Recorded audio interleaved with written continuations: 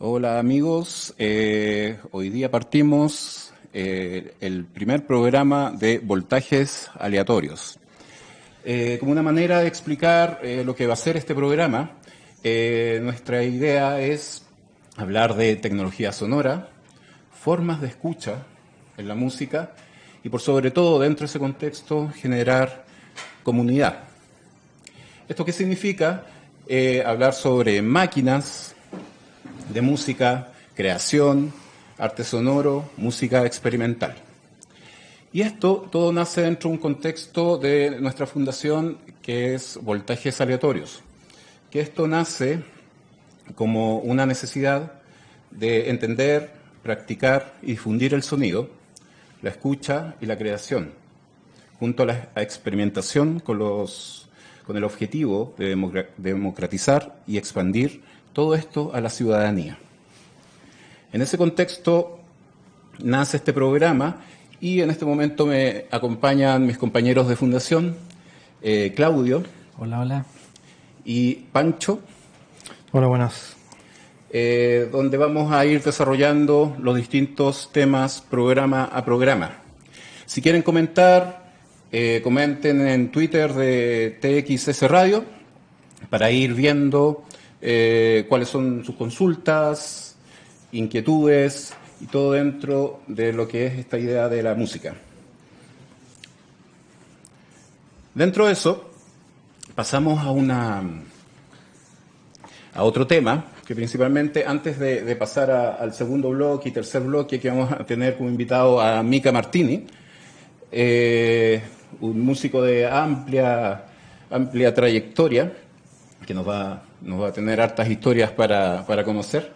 Queremos, primero que nada, comentar sobre noticias de equipos musicales.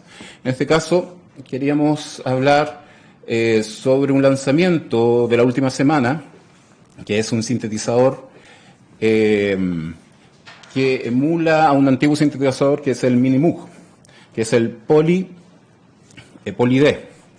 ¿Ya?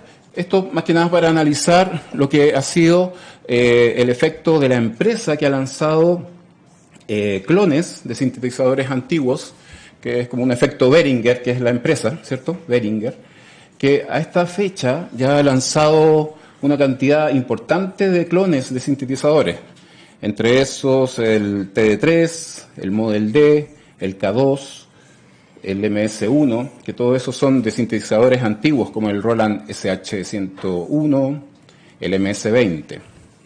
Pero lo interesante es que ellos, en base a eso, están haciendo un acercamiento de sintetizadores que costaba mucho tener, ¿cierto? Porque en la medida que van avanzando en el tiempo, los precios de los sintetizadores originales están creciendo de manera exorbitante.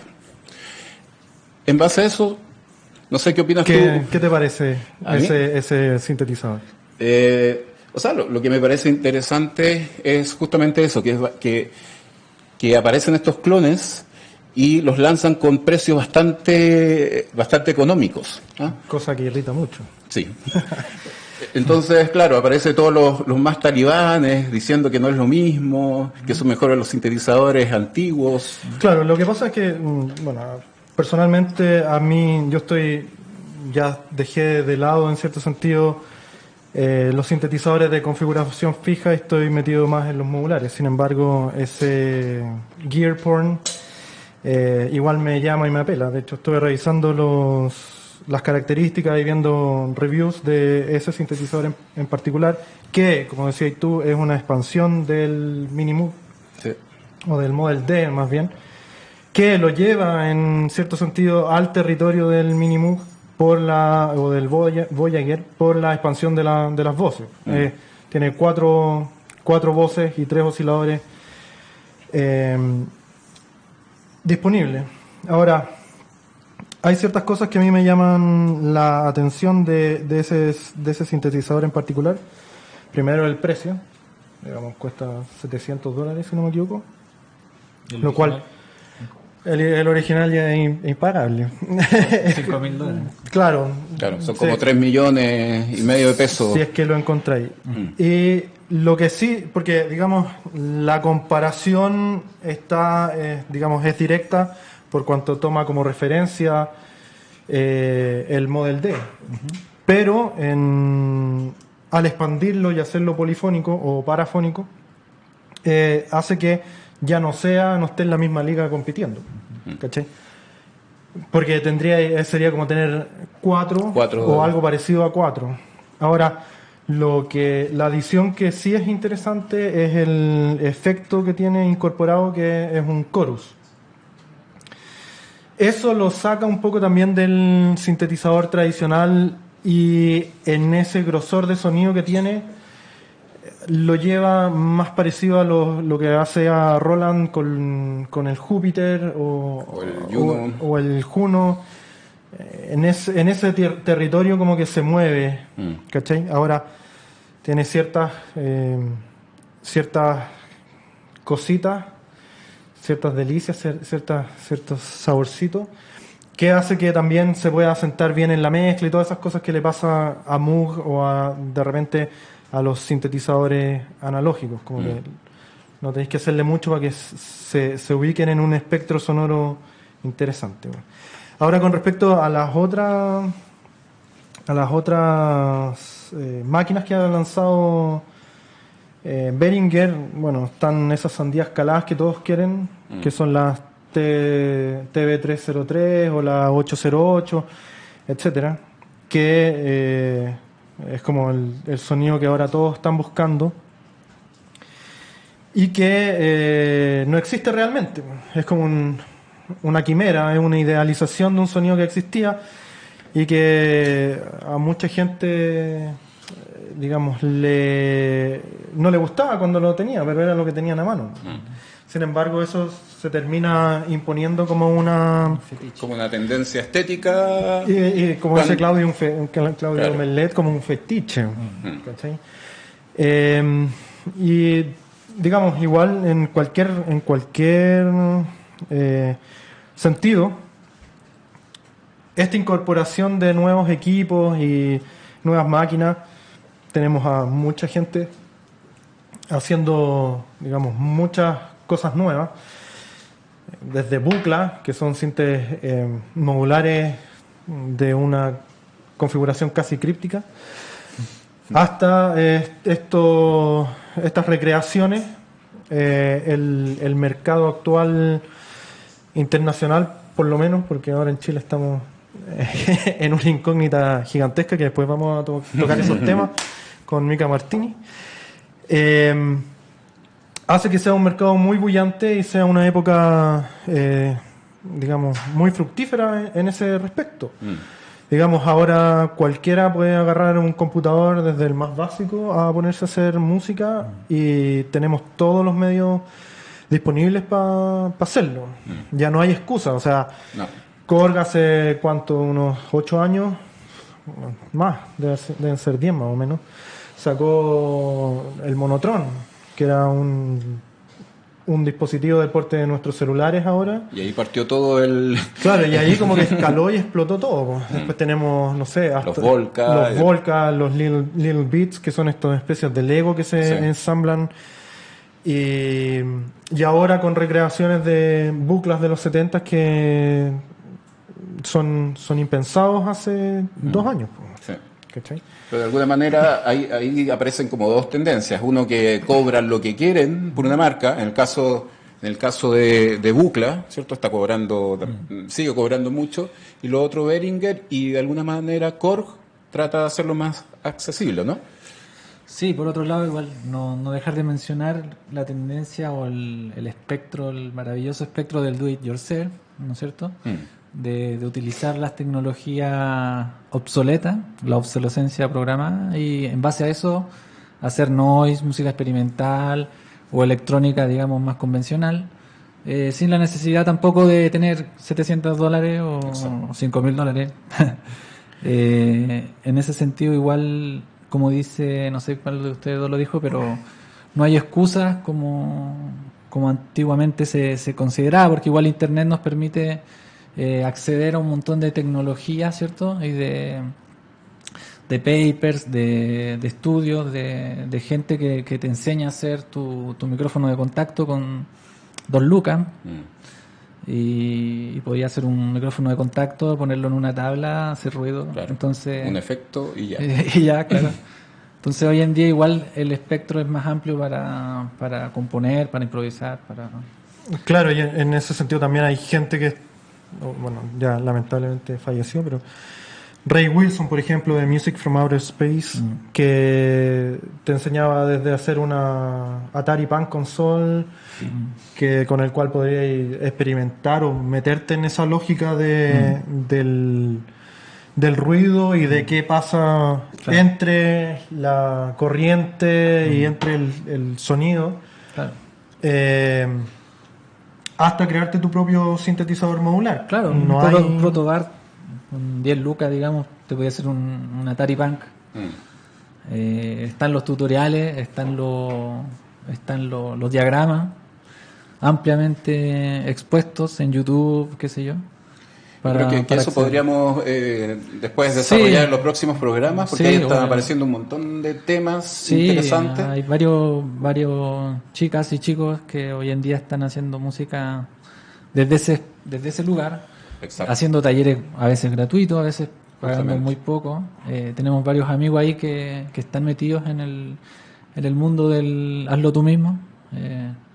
Así que definitivamente hay que meter en el futuro a un exponente. Claro, ahí hay varias cosas que se configuran. Primero, la democratización del acceso a tecnología, ya sea Arduino, que te permite con un par de componentes dejar de hacerlo sonar como microondas y empezar a hacerlo sonar como un sintetizador, digamos, entre grandes comillas, mejor o real, digamos.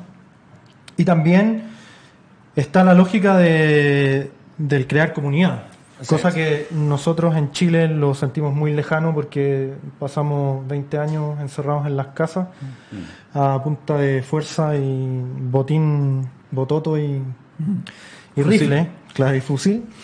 Y justamente yo creo que una cosa que quería decir al comienzo, pero que aprovecho ahora de bandejeármela, es que justamente este programa y la Fundación Voltaje Aleatorios tiene esa misión, la misión de crear comunidad, y en eso nosotros queremos involucrarlos a ustedes, a los oyentes, a que nos puedan aportar datos, a sumarse a la conversación,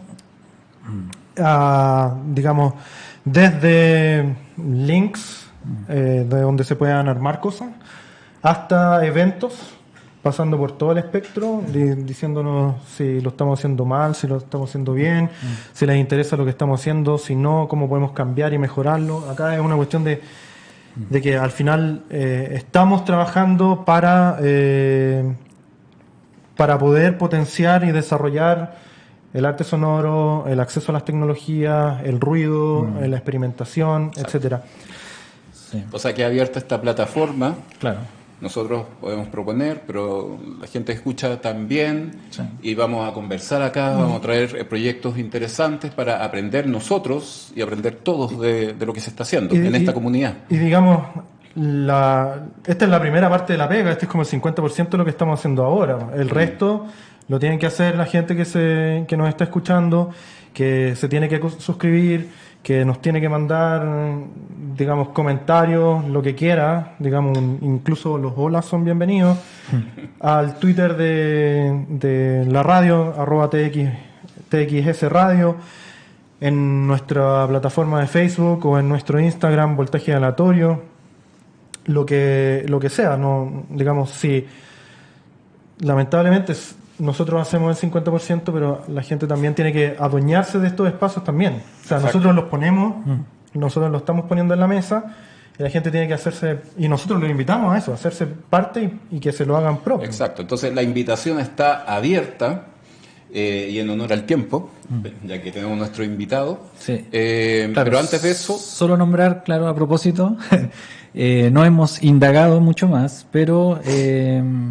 lo que sabemos que está ocurriendo, digamos, que queremos aprovechar de promocionarlo, es el Festival Tsunami, que está ocurriendo ya. Los invito a que a que entren en sus plataformas porque no tenemos la información directa, pero lo que sabemos es que está todo pasando ahí. Y lo otro que conocemos es el Festival Aymaco, que se va a realizar finalmente la fecha que quedó tirada por el estallido social. Justo.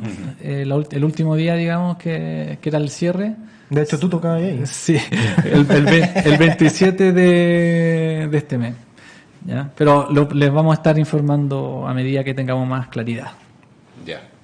Bueno, ahora vamos a poner una canción de un grupo donde participa Mika. Se llama Miniatura y es del grupo CBBB. Adelante. Bueno, estamos de vuelta acá en TXS Radio. Acabamos de escuchar el trío CBBB, ¿ya? De Mika Martini, que lo tenemos acá, el honor de tenerlo acá en el programa. Nuestro primer invitado. Gracias. Gracias el por aceptar. único que aceptó nuestra invitación. Bueno, y este trío, ¿cierto? Lo compone Mika, Pablo Flores y Francisco Pinto. Y bueno, un poco eso, empezar entrevistándote para que nos cuentes un poco de tu trayectoria, si quieres empezar a contarnos del disco Gracias por Nada, que salió este año en Pueblo Nuevo. Y un poco eso, los inicios tuyos, ¿cierto? Los procesos creativos, cómo se forma este trío, quizás. Bueno, interesante partir de conversando por el final, por lo último, claro, Ya, exactamente. Sí. Bueno, el trío CVVV, que podría también traducirse como Control Voltage. Perfecto. De ahí viene el nombre. Era un trío que partimos con otro músico hace varios años atrás y con el cual hemos ido como rotando músicos. Pero siempre con el afán de tocar instrumentos reales. Esa fue como la premisa, a partir de diversos tipos de instrumentos que cada uno de nosotros teníamos, ya sea con sintetizadores analógicos o digitales ahora más recientemente. La idea era volver a componer de la manera tradicional, es decir, tocando. Claro. Uno como músico electrónico habituado al software, digamos, al mouse, era todo un desafío entrar a ver si podíamos ser capaces de componer canciones, temas, y después tocarlas en vivo, digamos, de la misma manera. Así que junto a Francisco Pinto, que se añade una vez que Pablo Flores estuvo un año viviendo en Italia, al final Pablo regresa y nos volvemos a convertir de nuevo en un trío. Perfecto.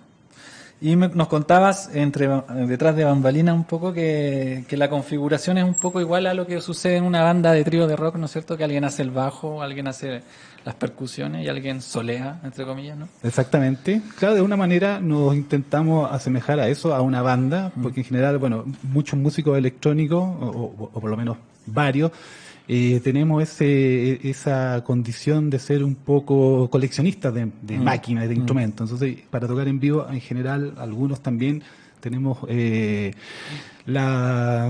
como diría, no sé si una ventaja o una desventaja, pero bueno, la idea de tocar con muchas máquinas.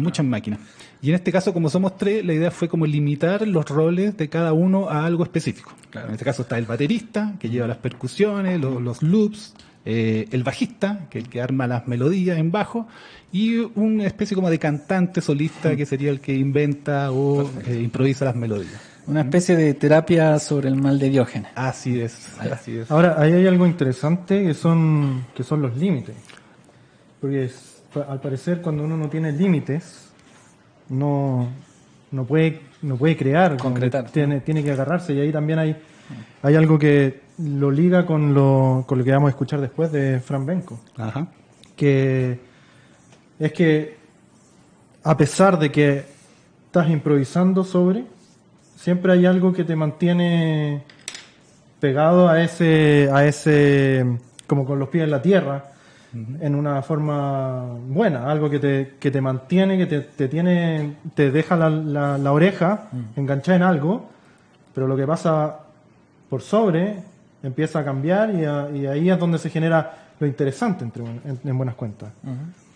Bueno, desde ese punto de vista, es verdad que uno también, como coleccionista de máquinas y amante de los sintetizadores, digamos, del hardware, tiende a tratar de tener lo más posible, digamos, dentro de las posibilidades de cada uno, ¿cierto? Como hablaban recién, de tener un Atari Punk, a tener 10 Atari Punk, y así, o ya, ya así, ad infinitum. Al infinitum, hasta pasar a los sintetizadores modulares que te permiten hacer una cantidad infinita de cosas, digamos, con el sonido.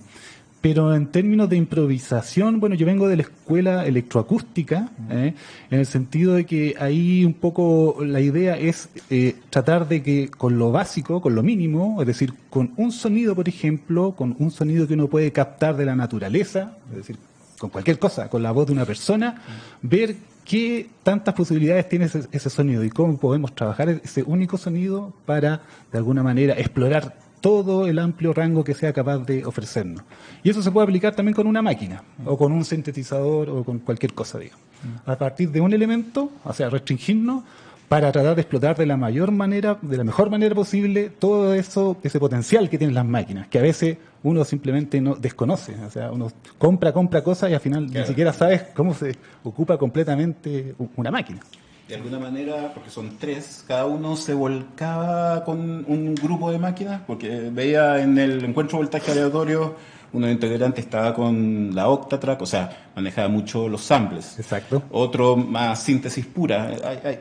Trabajaron con una cantidad acotada, obligadamente. ¿Y qué máquinas trabajaron para este disco, por ejemplo? Claro. Básicamente este disco está hecho con muy pocas cosas. En la parte de percusión hay una Octatrack que maneja Pablo Flores, él es quien hace los beats, digamos, los ritmos. En la parte de los bajos, en el disco lo hice yo con un Moog Minitaur, pero en vivo los samplea Francisco Pinto. Francisco Pinto, que trabaja con los samples en vivo. Porque lo que hicimos fue, de alguna manera, como descomponer lo que habíamos grabado en vivo en pequeños samples para tocarlo en vivo de la misma manera. Entonces está el bajo, está la batería, y yo hago también las melodías con un sintetizador, con un Casiotón de juguete, digamos, y con un Korg MS-10 antiguo de los años 70. Y eso sería todo, no hay más. ¿Están sincronizados o van un poco como banda a oreja pura? Bueno, eso nos ha costado un poco ensayar como banda, porque bueno, cuando uno toca con cosas sincronizadas por MIDI, uno pone play y la cosa funciona sola, claro, y puede estar horas sonando. Pero como banda nos hemos puesto ese desafío que justamente que es conversar. O sea, aparte de que las máquinas conversen entre ellas, conversar los humanos y decir, oye, paremos acá, repitamos, esto sí, me gustó, no me gustó. Que era un poco lo que a mucha gente no le gusta de esta dinámica de las bandas. Esta cosa como que te digan, oye, pero eso no me gustó. ¿Ya? Y hay gente como que se siente ofendida que un colega te diga que eso no le gustó. Pero bueno, es todo un proceso que para nosotros es súper entretenido, porque el desafío, como te digo, es tocar en vivo y que más o menos suene parecido al disco. No igual, pero parecido. Mika, un poco nos interesó también traerte porque nos interesa mucho el trabajo que haces. Desconozco quién está detrás aparte de ti, ¿no es cierto?, del sello, del net label Pueblo Nuevo, por su trabajo comunitario principalmente. Nos parece un trabajo muy lindo que lleva más de 10 años, entiendo. Me acuerdo que sacaron algo a los 10 años, un par de años atrás. El catálogo muy extenso, ¿cierto? Más de 150 al menos yo conté el lanzamiento. Y también me interesó mucho el que nos pudieras un poco contar. Tienen un manifiesto muy interesante que está muy ad hoc a lo que está sucediendo, que ahí me gustaría que indagáramos un poquito a posterior. Pero a partir un poco de eso, que nos contara un poco del sello, y lo otro que no quería que se me quedara en el tintero es un poco que nos hablaras de la curatoría, porque es bastante transversal dentro del arte sonoro, si se quiere llamar así, ¿no es cierto? Que encontramos desde paisaje sonoro, noise, música concreta, electrónica, música electroacústica, arte sonoro, etcétera, experimental, al menos lo que yo alcancé a ver. Entonces, en ese sentido, que nos contara un poco la historia, cómo seleccionan, cómo... Bueno, Pueblo Nuevo tiene ya 14 años. Empezamos básicamente con un amigo que era Daniel Jeff, con la simple idea de publicar música de amigos amigos que hacían música electrónica en Santiago y que nosotros sabíamos que tenían dificultades en editarla, básicamente porque hace 14 años atrás la única plataforma que había eran los CDs, había que editar CDs. Bueno, y lo que era muy caro. En resumen, con todo este boom de Internet y de cómo ha evolucionado ese medio de difusión, cómo ha subido la tasa de bajada, no sé, la velocidad de conexión, toda la tecnología. Estamos hablando del 2005. Estamos hablando del 2005. Imagínate que en 10 años esta cosa cambió completamente.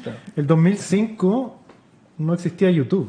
Exacto. O sea, uno tenía que meterse a una página a bajar un video que tenía 240p. O sea, veía píxeles, ¿no? Sí, yo creo que no tenía computadora en el 2005. Claro, bueno, habían cosas, evidentemente, pero claro, no estaban las redes sociales para promocionar todo lo que uno hacía. Entonces era una historia de colaboración, era un grupo de amigos que se juntó con el objetivo de editar música y de alguna manera de generar redes, de generar una red que pudiera acogernos tanto en Chile como en el extranjero. Y eso, cuento corto, eso sigue hasta el día de hoy.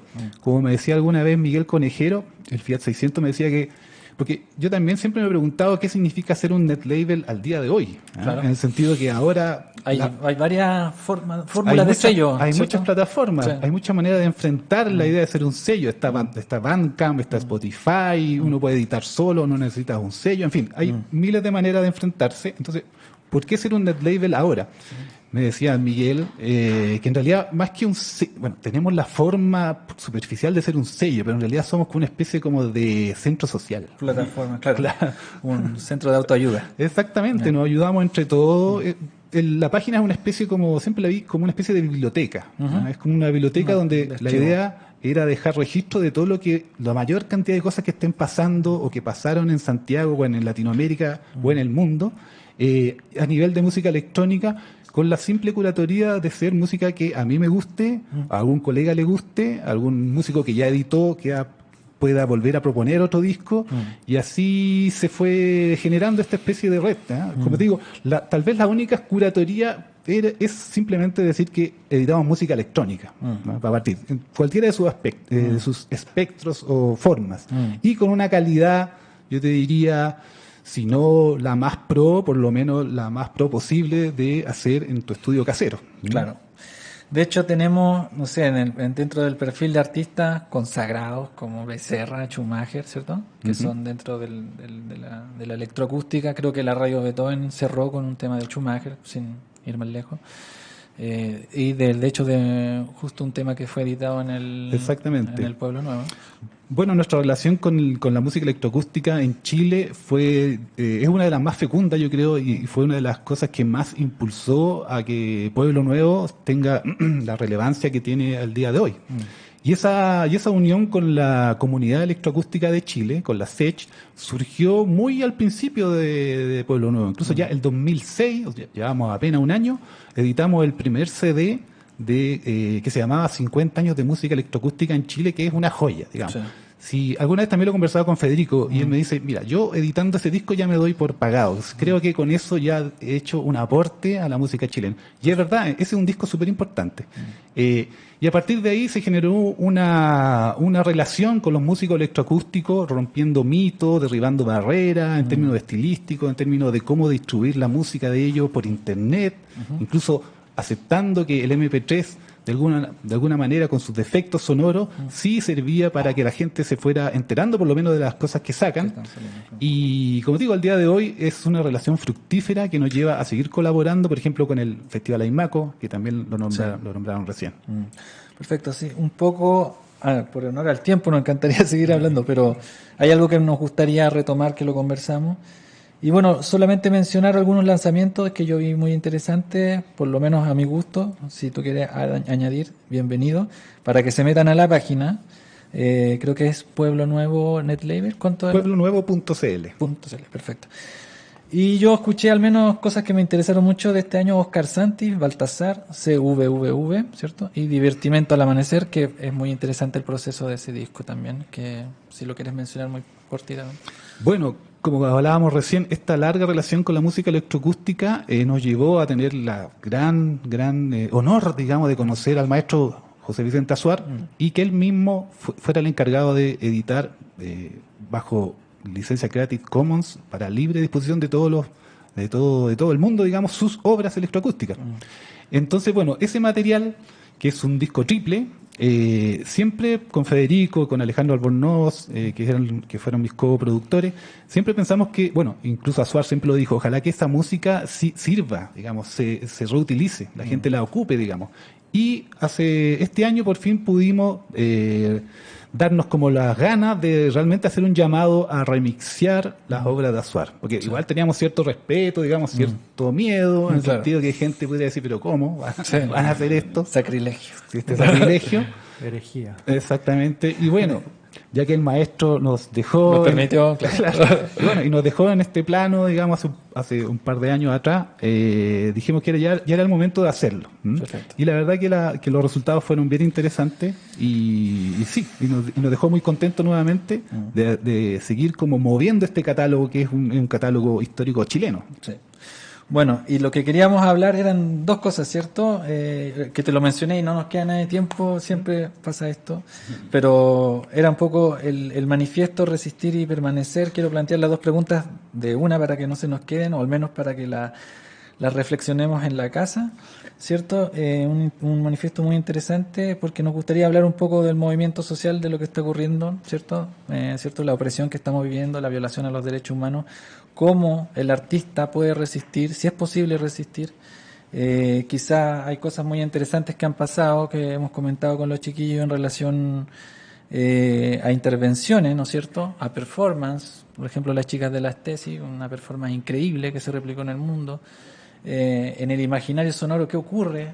Porque veíamos cosas tan hermosas como las trutrucas, ¿cierto?, con la conmemoración de la muerte, el asesinato más bien, de Catrillanca, y por otro lado veíamos a los señores, a los pacos, me cuesta decir la palabra porque hay algo que me nace, ¿no? Visceral. Tocando el himno, ¿cierto?, de ellos, tal cual las SS hitlerianas. Entonces todo ese imaginario sonoro nos está en contraposición a lo que hizo a lo la tesis, hermoso, que claro, era brutal, claro. Digamos, brutal en el sentido Sí, de sí. hermoso. Hermoso, claro. Visceral también. Todo ese mundo sonoro que estamos viviendo, cómo nos afecta. ¿Es posible que el artista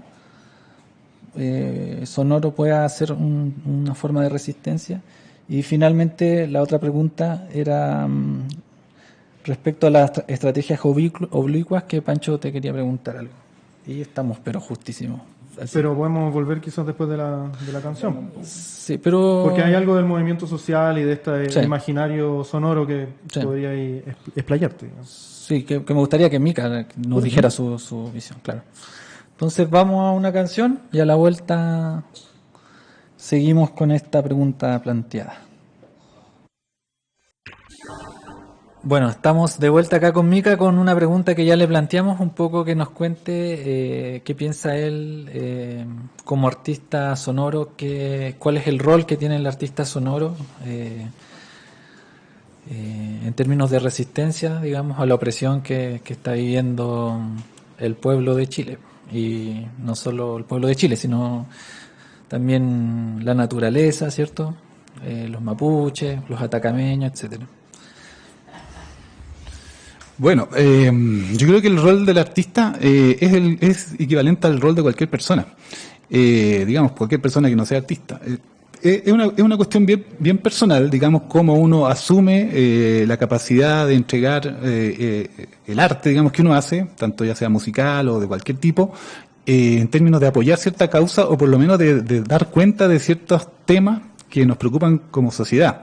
Y en ese sentido, el artista sonoro tiene una gran herramienta que es justamente la música. La música y el sonido es uno de los elementos más pregnantes en el cerebro humano. Es decir, la música cuando entra al cerebro humano detona una cantidad de aspectos psicológicos, biológicos, de formación, muchos temas, ¿no? Incluso escuchar una simple melodía te puede traer cualquier tipo de referencia. Y en ese sentido es súper poderosa el tema del sonido. Y en ese sentido, los artistas sonoros tenemos ahora la capacidad de registrar, grabar, de estar en los lugares con una simple grabadora y de dar cuenta de cómo la gente se manifiesta. Y, por ejemplo, una cosa muy sencilla es tomar esas grabaciones y con eso hacer algún tipo de arte o algún tipo de resultado, digamos, sonoro.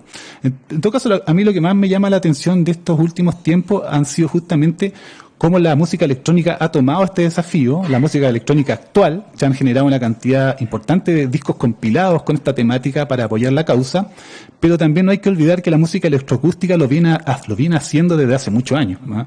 La mayoría de los autores, digamos, o los artistas que son de alguna manera comprometidos con su sociedad, siempre han sido garantes y detonantes de muchas cosas, digamos, ¿no?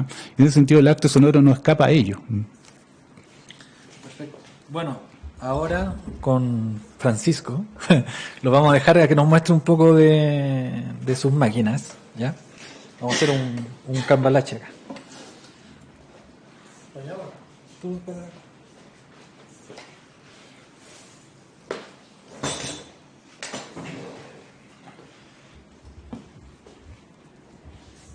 Acá Mika nos trajo unas cositas para mostrarnos, para ver el lado de la tecnología. Y quisiera primero que nos explicara un poco de qué se trata esto que trajo y cómo esto lo ha aplicado en su performance y tocatas y lo que sea que él considere que haga. Pero hay ciertas cosas que son interesantes de conocer. Por ejemplo, el Blipobox de un holandés, Rob Hordick, y que si nos podéis explicar un poco eso, la dinámica de flujo, de qué se trata cada componente, etcétera. Bueno, como hablábamos recién, la idea es hacer una cosa con muy pocos elementos, improvisar en este caso, con pocos elementos, y acá el único objeto que va a generar sonido es este sintetizador caótico, como le llama Rob Hordick, que es el Blipobox, el cual va a ser simplemente procesado a través de este pedal de volumen, con el cual yo voy acá cortando la señal, y a su vez este pedal de volumen entrega la señal a este delay, con el cual yo puedo de alguna manera capturar y samplear, porque también es un looper, y quedarme con algunas cosas, para después ser entregado acá al mixer, el cual a su vez tiene un pedal de reverb, que está entrando por envío. Es decir, con una máquina y dos efectos se pueden generar una cantidad muy interesante. Bueno, es que esta máquina también es muy especial. El Blipobox es una máquina que genera una cantidad increíble de sonidos y de sonoridades, muy orgánica.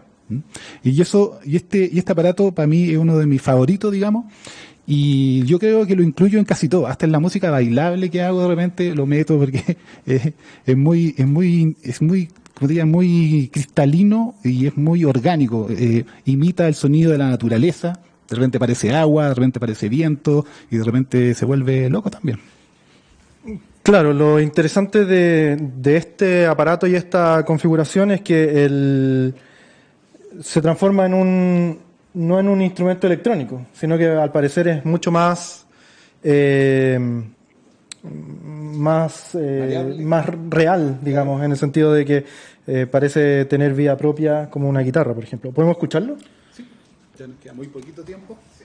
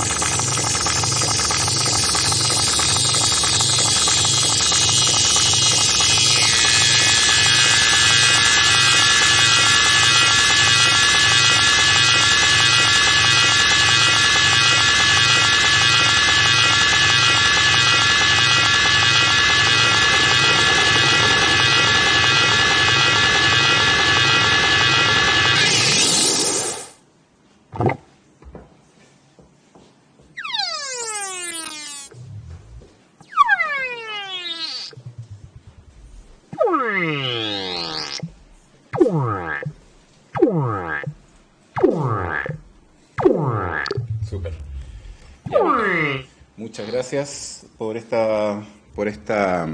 acompañarnos en este primer programa. Ahí, no se escuchaba. Espero que te hayas sentido cómodo. Como siempre, el tiempo es poco. Así que obligado a invitarlos en otra oportunidad para hacer una tocata de 15 minutos, 20 minutos. ¿Ya? Así que, Mica, muchas gracias. Y a todos, gracias por acompañarnos. Nos veremos la próxima semana a las 3 de la tarde en Voltajes Aleatorios. Nos vemos. Chao.